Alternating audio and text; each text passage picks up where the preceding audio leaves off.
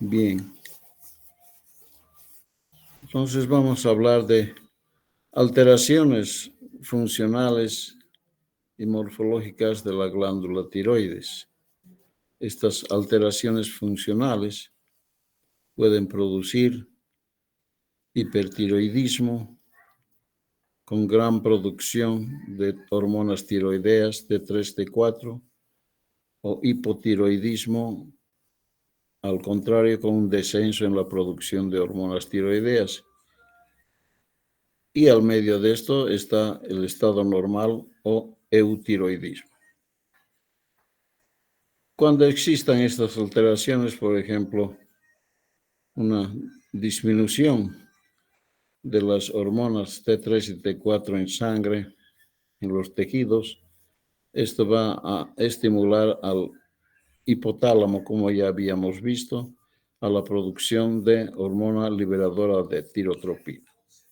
Y esta va a ir a estimular a la hipófisis con liberación de hormona tiroestimulante. Como su nombre indica, esta va a ir a estimular a la glándula tiroides para la mayor producción de T3 y T4, pero cuando este estímulo es importante y por largo periodo de tiempo, va a ir produciendo un aumento en la glándula tiroides, o sea, un crecimiento. Y este crecimiento se denomina como bocio. Como ven aquí en la figura, de parte una toma lateral del cuello de una paciente, vean el abultamiento de esta región. Si nosotros hacemos una gamografía de esa paciente, podemos encontrar entonces una distribución regular de la gamma cámara, o sea, de la sustancia de contraste, y mostrando lo que se dice un bocio de tipo difuso. Lo contrario ocurre en esta figura de abajo, donde existen varios nódulos, y a eso se llama entonces un bocio multinodular. Otras veces también solamente puede aparecer un solo nódulo en esa glándula, y entonces es un bocio uninodular. ¿Cuáles van a ser las indicaciones de cirugía tiroidea? Tenemos las enfermedades malignas, como es el carcinoma de la glándula tiroides. Tenemos el hipertiroidismo, síntomas de presión sobre la tráquea o el esófago, cuando hay una tiroides retroesternal que ha crecido y produce esta compresión. También por motivos estéticos y en otras áreas cuando tenemos bocio de tipo endémico. Entonces, nuestra evaluación diagnóstica tendrá que investigar si hay alteraciones funcionales o las alteraciones son morfológicas. Existen varias disfunciones de la glándula tiroidea que requieran cirugía. Entre estas tenemos, por ejemplo, la enfermedad de Graves o el bocio tóxico difuso no nodular. ¿No es cierto? Luego tenemos la enfermedad de Plummer o bocio multinodular tóxico y el adenoma tóxico. Estas tres alteraciones van a ir a producir el hipertiroidismo.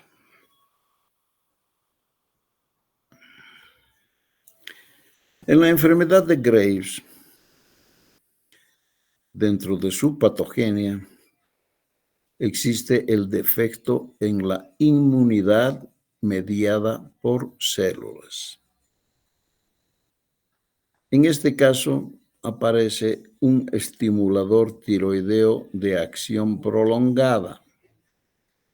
Como su nombre indica, entonces este va a ir a producir mayor cantidad de hormonas tiroideas T3 y T4 que pasarán a la sangre y continúa estimulando a la glándula tiroides. Con mayor liberación de T3 y T4 hasta que llega un momento en que existe un hipermetabolismo.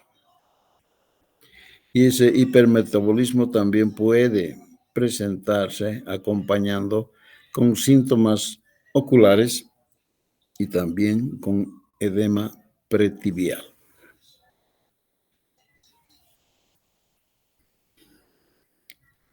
Entonces, el estado hipermetabólico indicado va a producir depósitos anormales de mucopolisacáridos. ¿Y cuáles van a ser los signos y síntomas de esta enfermedad de Graves? Como existe un estado hipermetabólico, hipertiroidismo, entonces van a aparecer palpitaciones, sudoración, intolerancia al calor, irritabilidad, insomnio, nerviosismo, disminución de peso, fatiga y obviamente aparece el bocio. Si nosotros colocamos el fonendoscopio a nivel de la glándula, vamos a tener un soplo audible en esta glándula, además de temblores y arritmias.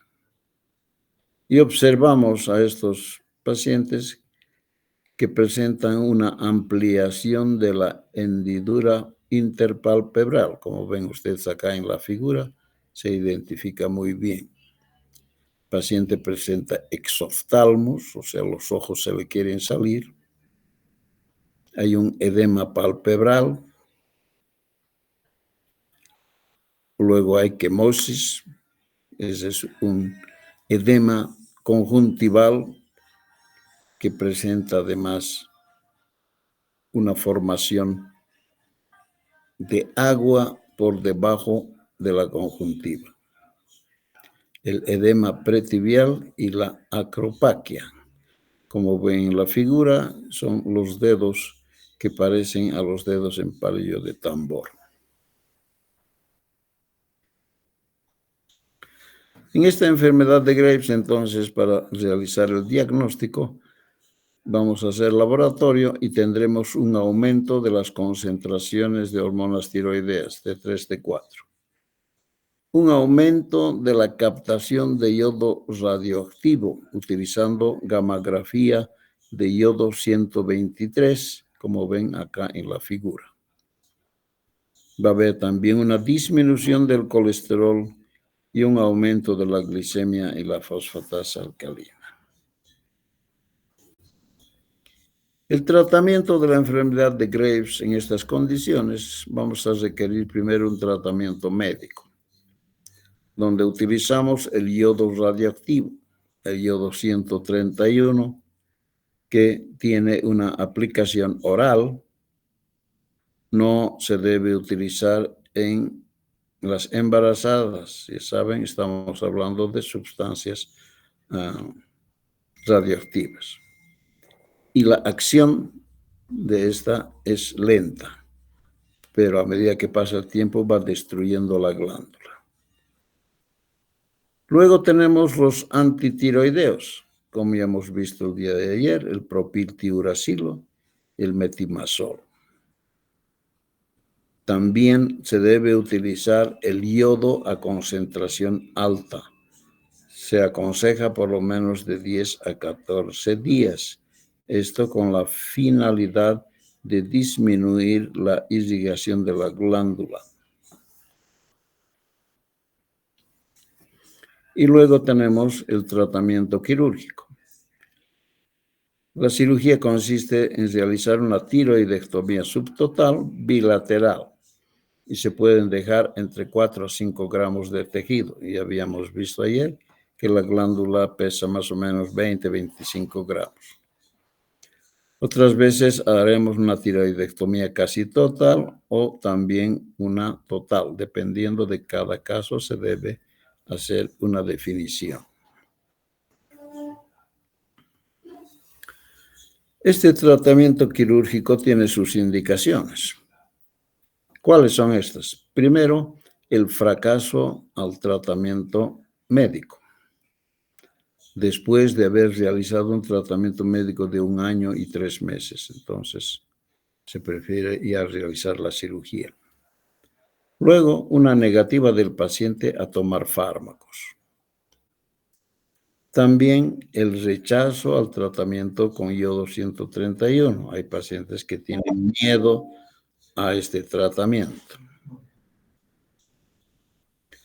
En cuanto a la preparación preoperatoria, tenemos que utilizar fármacos antitiroideos. ¿Cuánto tiempo? Hasta llegar a un estado eutiroideo, o sea, haber disminuido la cantidad de hormona hasta llegar a un estado normal, llamado eutiroideo. ¿Y esto para qué se realiza? Para evitar la tormenta tiroidea, que también hemos visto ayer. Se utiliza además, como dijimos, el Lugol o yoduro de potasio, entre 7 a 10 días, como dijimos, disminuir la vascularización de la glándula y así tendremos una cirugía más tranquila, sin mucha hemorragia. Y finalmente utilizamos el propanolol, que es un beta bloqueador, para evitar la tormenta tiroidea. Ya sabemos, utilizamos este medicamento para evitar los efectos adrenérgicos.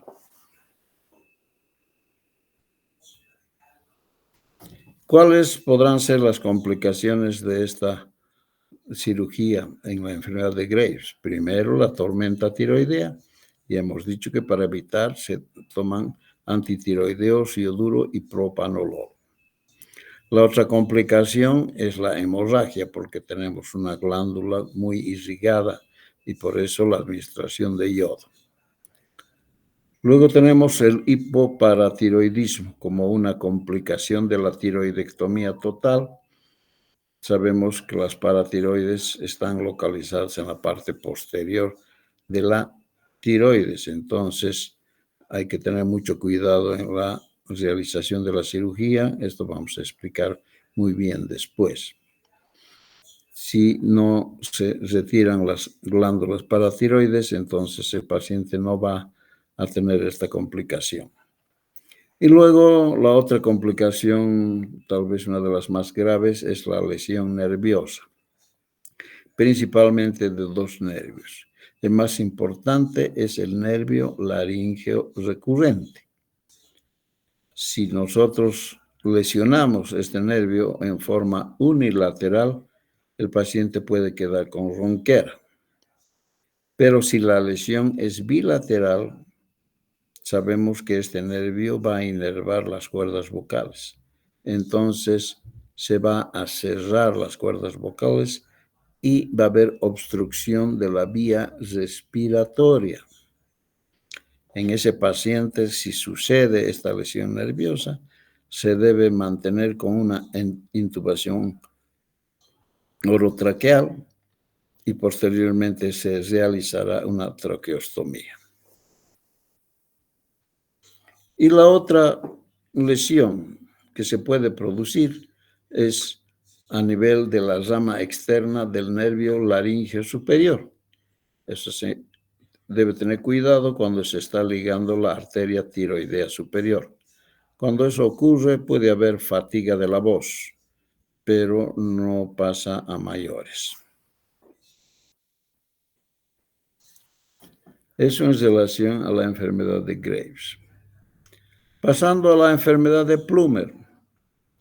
Su cuadro clínico de esta enfermedad es un hipermetabolismo más leve, que se presenta con taquicardia, palpitaciones y arritmias. A este nivel, entonces, en la enfermedad de Plummer, se va a producir un aumento de la hormona tiroidea T3 y T4, la captación de yodo radioactivo en los nódulos hiperfuncionantes es mayor. Los nódulos no son suprimidos por la hormona T4 exógena. Cuando solamente es un estado funcional, muchas veces se administra en estos pacientes hormona tiroidea exógena y con esto se va suprimiendo y evitando un aumento en la hormona tiroestimulante y de esa manera se puede controlar. Pero en estos pacientes con enfermedad de Plummer, los nódulos no son suprimidos por la tiroxina exógena. Eso es importante. Y el tratamiento de esto va a ser igual que para la enfermedad de Graves. Entonces, otra causa de hipertiroidismo tenemos el adenoma tóxico, cuyo cuadro clínico al principio es asintomático, luego aparece ya los datos de hipertiroidismo, hay un nódulo palpable, va a haber aumento de las hormonas tiroideas, la captación de yodo radioactivo se produce solamente a un nódulo y se denomina por eso un nódulo caliente. Esto en la realización de la gammagrafía. Tampoco este es suprimido por la T4 o la hormona tiroidea exógena. El tratamiento se debe preparar igual que para la enfermedad de Graves. La diferencia está de que el adenoma tóxico es un nódulo único. Entonces, va a ser suficiente el tratamiento quirúrgico con la realización de una lobectomía. O sea, los daños pueden ser menores. Bien, pasamos a los aspectos generales y clínicos del bocio. Ya hemos dicho, se define bocio como cualquier aumento de tamaño de la glándula tiroides. Según sus características morfológicas, se pueden clasificar en bocios difusos y en bocios nodulares.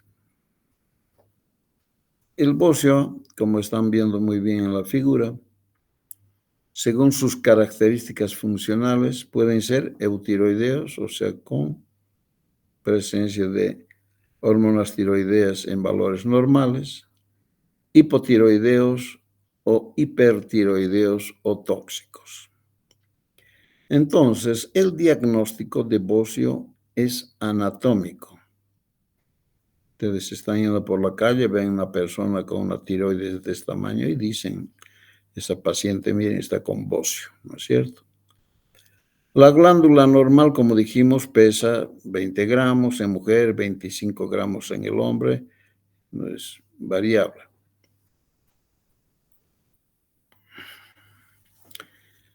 Y la clasificación semiológica de los bocios, según la Organización Mundial de la Salud, se va a clasificar en diferentes grados. El grado 0A es una tiroides no palpable o palpable con dificultad. Tiroides en grado 0B es una tiroides que se palpa con facilidad, pero no se ve al hiperextender el cuello. Característica interesante. El grado 1, tiroides fácilmente palpable y visible con el cuello en hiperextensión. Presenta un nódulo único con tiroides normal y se va a incluir en este grado.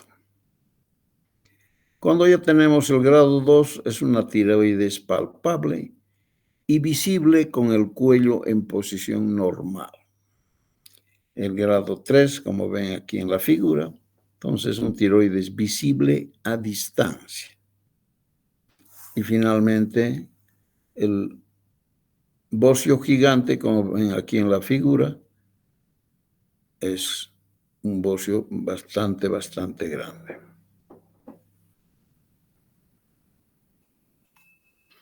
El diagnóstico entonces de bocio también puede realizarse mediante técnicas de imagen, como son la ecografía, la tomografía y la nuclear magnética, ¿no? Del cuello. Esos son los métodos.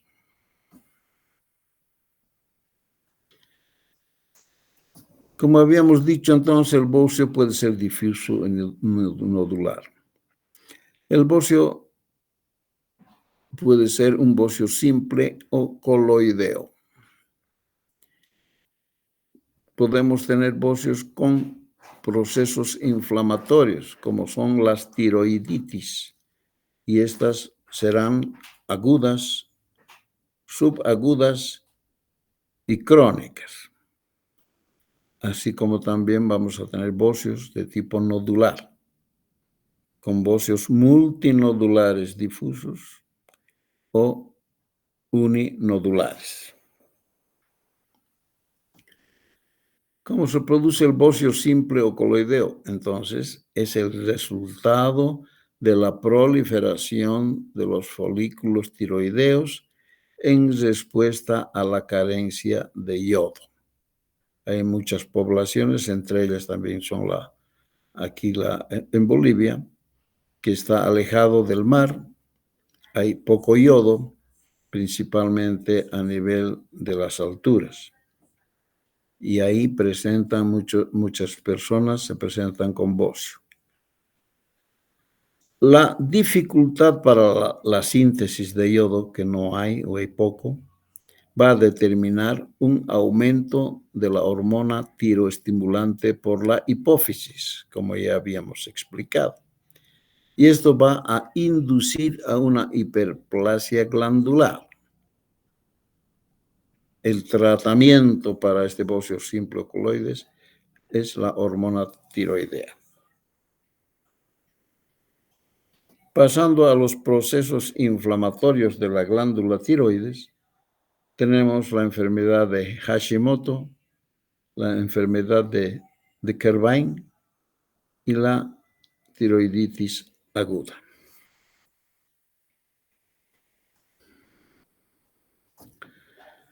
La tiroiditis de Hashimoto va a tener dos aspectos de presentación clínica.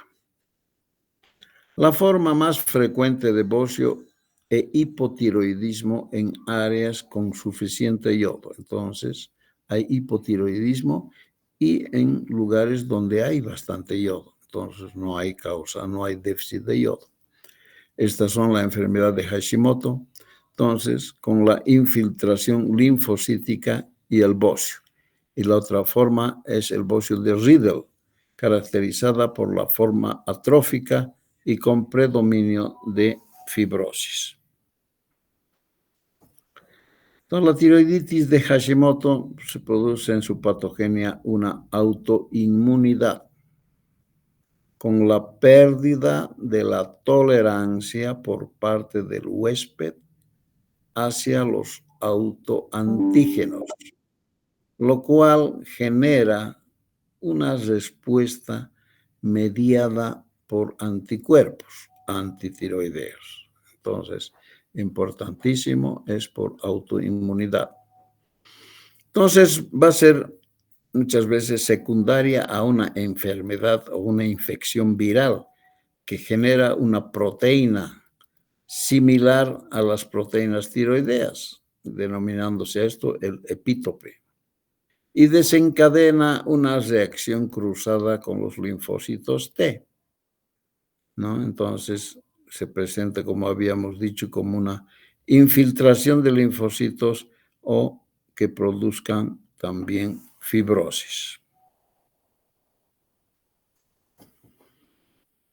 Esta tiroiditis de Hashimoto va a presentar en las células foliculares proteínas con complejos de histocompatibilidad 2, como son la HLA, DR, DP y DQ.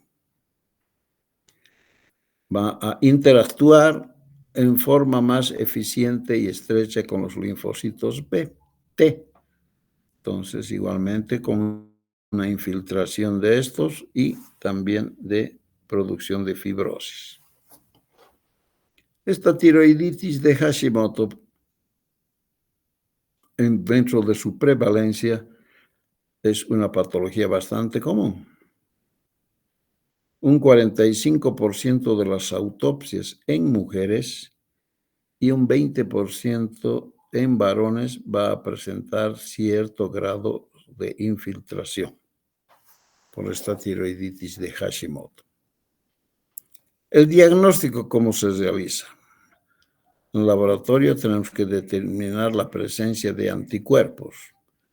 Las antitiroglobulina hasta en un 60% y las de antiperoxidasa en un 95%.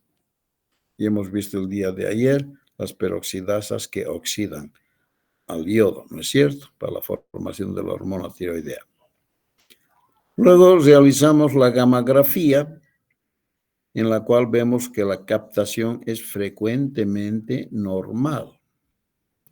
Luego, la ecografía tiroidea va a presentar patrón de áreas hipoecogénicas. ¿Y cómo va a ser el pronóstico de la tiroiditis de Hashimoto?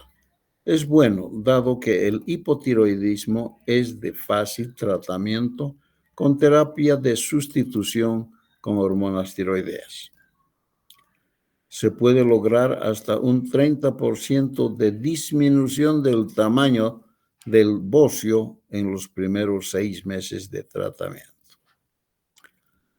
Hay también importante la relación de la tiroiditis de Hashimoto con cáncer tiroideo.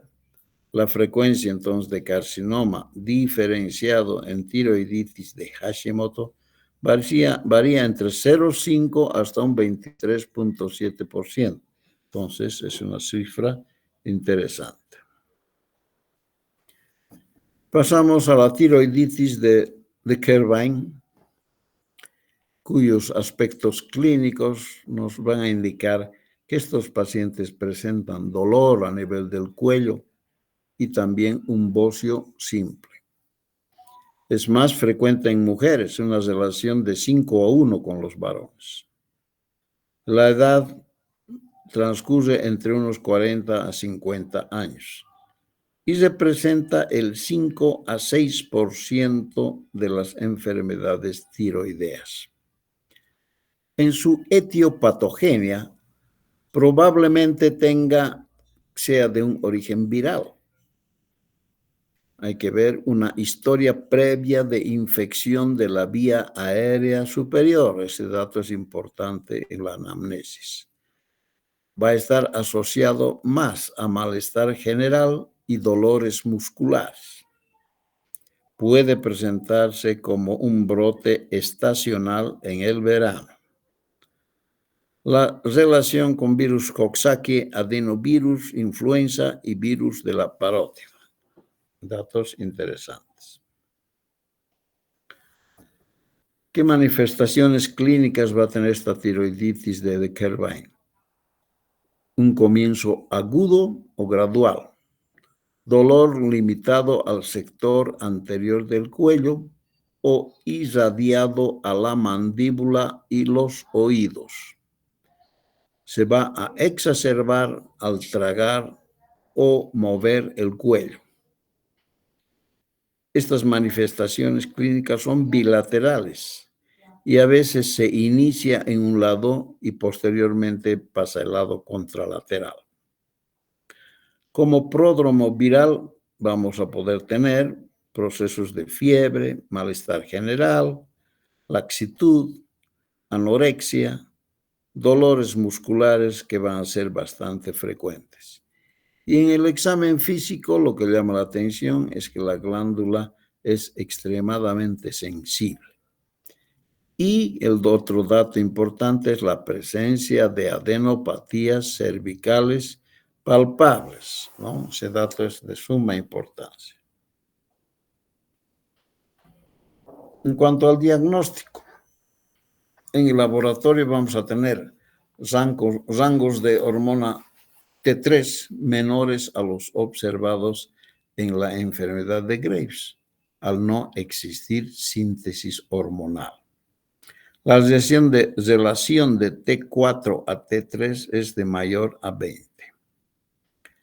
Los anticuerpos antiperoxidasa y antitiroglobulina son negativos. Vean, ¿no? Los datos más importantes. La velocidad de sedimentación globular estará elevada, entre 50 a 100 milímetros por hora. Elemento muy característico, no presenta en las otras tiroiditis. También va a haber leucocitosis y discreta anemia. El PCR es francamente elevado. La ecografía tiroidea nos va a mostrar áreas hipoecogénicas, sensibles al paso del transductor y cambiantes con la evolución de la enfermedad y asociadas a la presencia de adenopatías características. El tratamiento, entonces. En medicina nuclear, la captación de yodo va a ser menor al 2% a las 24 horas, muy bajo, en la fase tirotóxica. Es una de las pocas causas de con tirotoxicosis y con captación baja de yodo.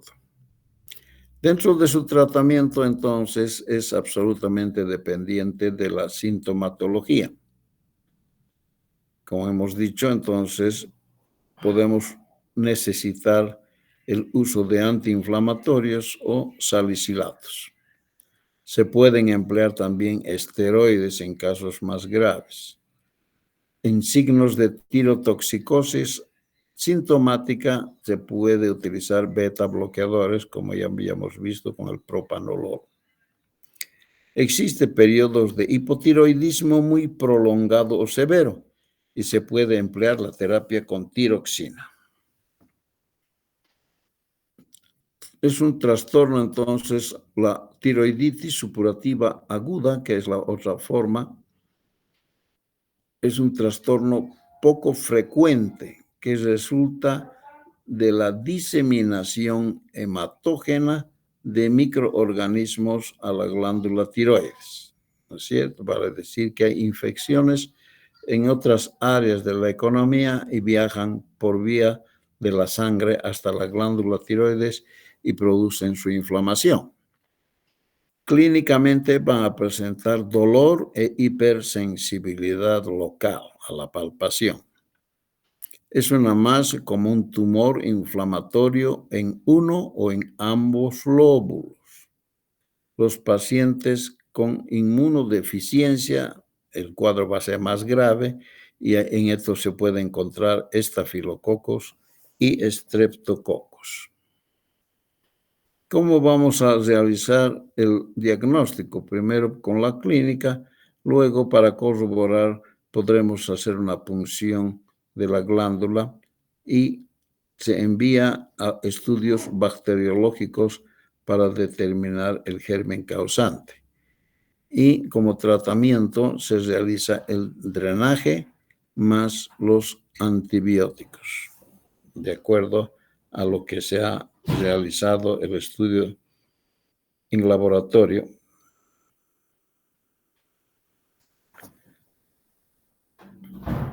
Luego de haber visto el bocio difuso, entonces, ahora vemos el bocio multinodular.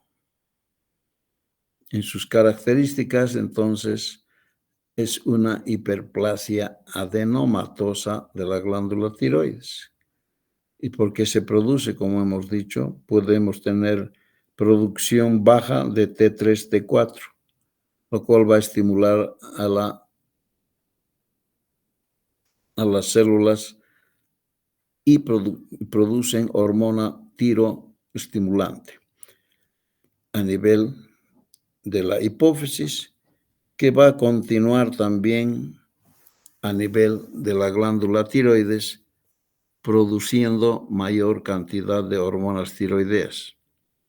Pero dependiendo del tiempo de estimulación de la hormona tiroestimulante a la glándula tiroides, se va a producir este bocio multinodular, que es una hiperplasia adenomatosa de la glándula tiroides. Entonces, son los procesos de cambios cíclicos de hiperplasia y formación de coloide. Por eso es que se explica la multinodularidad.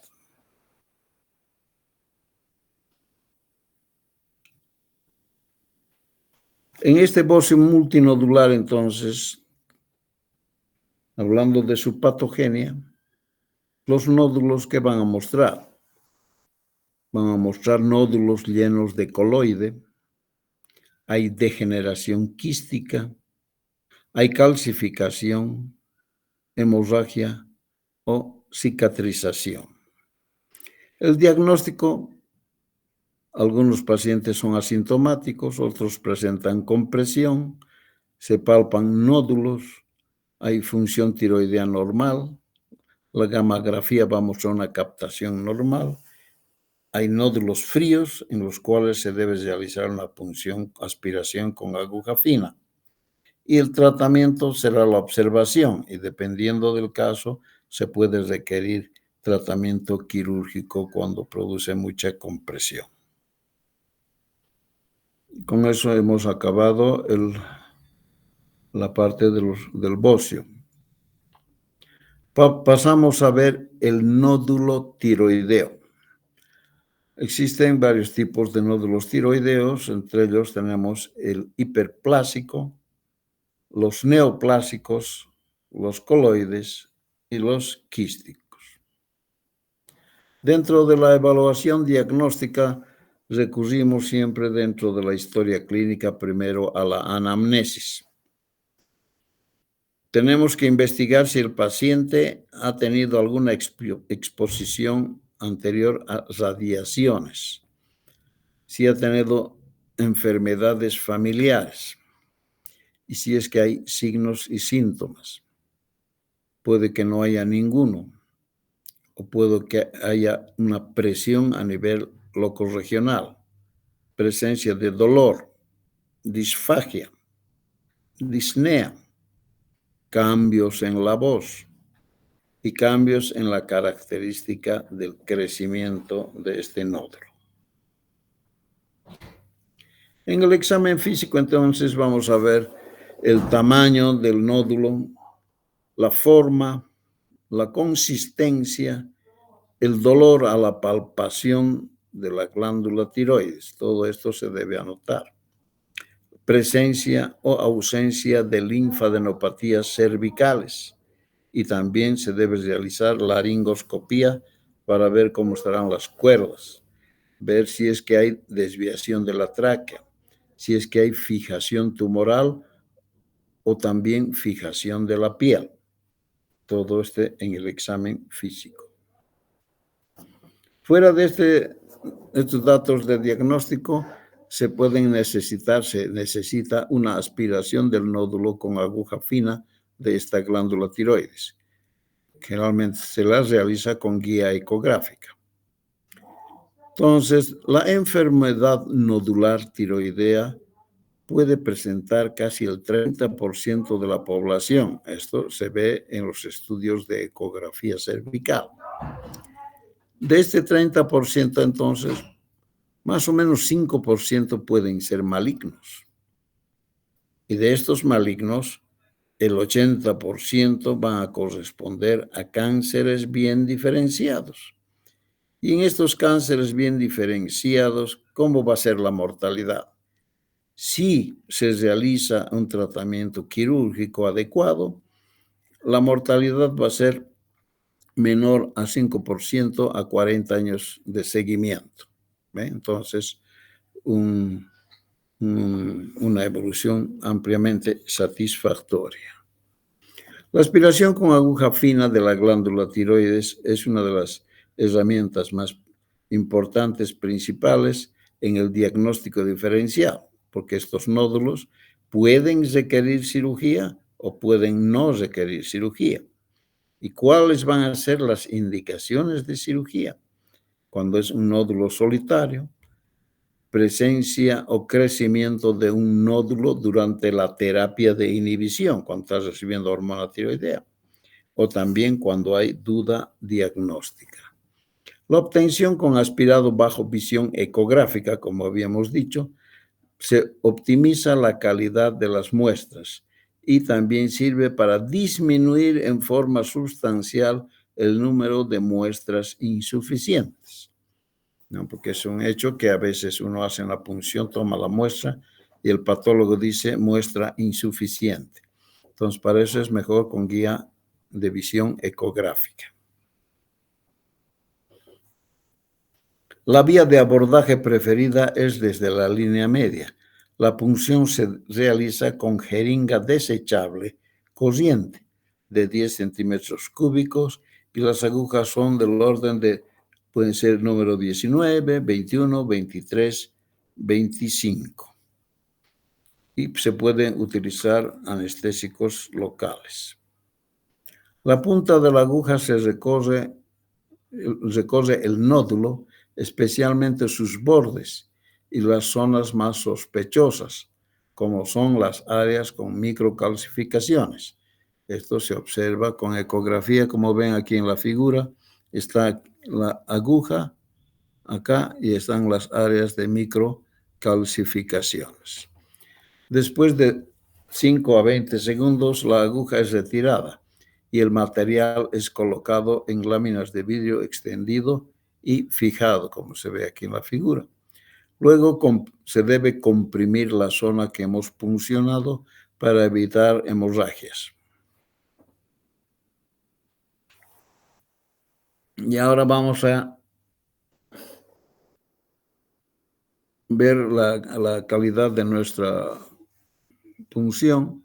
Podemos obtener nódulos benignos, o sea, negativos para cáncer, como son el bocio coloide, la tiroiditis subaguda y la tiroiditis crónica autoinmune, pasando también con quistes coloideos. Pero también nuestra muestra puede deberse o puede tener que habría sido un nódulo maligno, positivo para cáncer. Y de estos cánceres podemos hablar de un carcinoma papilar, de un carcinoma medular, de un carcinoma anaplásico, de linfoma y también que pudieran ser metástasis.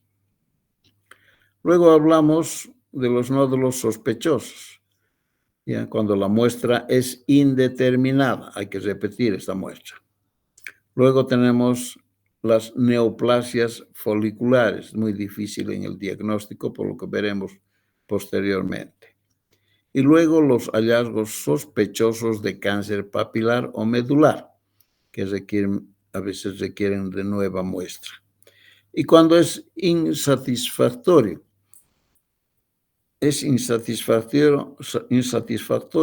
cuando la muestra es insuficiente, menos de 6 grupos de células, con al menos 10 células por grupo. Y es inadecuado cuando la muestra está mal fijada. Otro método de estudio diagnóstico, entonces, es la gammagrafía tiroidea, utilizando sustancias, ¿cómo se llama?, con radiación. No es una herramienta de diagnóstico absoluta e indudable, pero debe correlacionarse con hallazgos tanto clínicos y también de la punción aspiración con aguja fina. Vean ustedes, ahí está haciendo una gamografía tiroidea normal con muestra de tipo difusa del radio trazador. Los nódulos tiroideos pueden ser, desde el punto de vista estructural, únicos, como vemos aquí en la figura, o múltiples, como vemos acá. Pueden ser sólidos, como vemos acá, o pueden ser quísticos, ¿no es cierto? Según su comportamiento fisiológico, pueden ser funcionantes, como este caso aquí está con una hipercaptación. Se dice nódulo funcionante o caliente. Nódulo funcionante o caliente. O pueden ser nódulos fríos o no funcionantes. Si ustedes ven esta tiroides, aquí está con una función normal, pero en la parte de abajo, lo que corresponde a la tiroides, en la parte de los lóbulos, en el lóbulo derecho, más que todo la parte inferior, no está captando. Entonces, este es un segmento no funcionante denominado nódulo frío. Y estos son los sospechosos de cáncer, como veremos posteriormente. Principales indicaciones de gamografía tiroidea: determinar el estado funcional de la glándula, diferenciar entre enfermedad difusa o nodular, localización de nódulos tiroideos, determinar el grado funcional de los nódulos, definir autonomía de los nódulos funcionantes, detección de tejido tiroideo ectópico o remanente. Obviamente es una contraindicación en el embarazo porque se utiliza elementos radioactivos. Y finalmente, la ecografía tiroidea.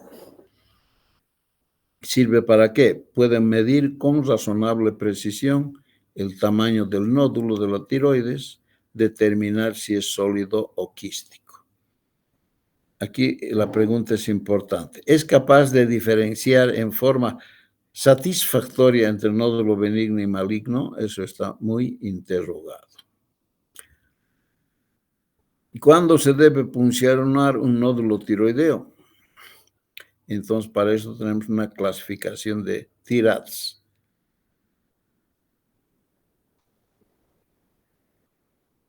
La clasificación de TIRADS nos indica un comportamiento de las siguientes categorías. Categoría TIRADS 1 es negativo, es un examen normal. 2 significa hallazgos benignos, 0% de malignidad, como por ejemplo las tiroides de Hashimoto, de Carvine típico, Graves, quistes coloides, nódulo con calcificación periférica, nódulo totalmente calcificado, nódulo hipoecogénico coloide fibroso. Con exámenes anteriores disponibles y avalado por preexistencia de un quiste al mismo nivel. Categoría 3, hallazgos probablemente benignos. Aquí se dice que menos del 5% de malignidad, lo que autoriza al siguiente el seguimiento ecográfico de ese paciente. Solo se haría punción en caso de ansiedad o en presencia de factores de riesgo como antecedentes familiares, radiación externa del cuello, ser hombre en edad mayor de 45 años. Y se incluyen pseudonódulos típicos de la tiroiditis de Hashimoto, nódulos coloides mixtos de hasta 3 a 4 centímetros. Mayor de este tamaño se deben realizar siempre las punciones. TIRADS 4, probabilidad de malignidad de mayor rango, entre 5 a 50%, y aquí es ya mucho más importante, y la recomendación es de punción o de estudio histológico. Se clasifican en nódulos sólidos hipoecogénicos en general, todos los nódulos de patrón neoplásico y nódulos sólidos o mixtos de más de 4 a 5 centímetros. Está indicados entonces en TIRADS 4. Y finalmente la categoría 5. Estas lesiones tienen una fuerte probabilidad de corresponder a un cáncer, entre 50 a 95%. La punción es indispensable y aquí podemos incluir a los nódulos con patrones malignos, nódulos más metástasis ganglionar ipsilateral y aparición de nódulos hipoecogénicos en el lecho operatorio posterior a una tiroidectomía por cáncer. Con eso hemos concluido este capítulo y estamos culminando a la hora tope. ¿Tienen alguna pregunta, muchachos? Muy poca asistencia, ¿no? Deben trabajar mucho los estudiantes, no les gusta venir a las clases. Luego les paso el link para la clase de mañana, por favor. Y también recuerden, mañana tenemos una cirugía muy interesante. Si no hay preguntas, entonces nos despedimos nomás.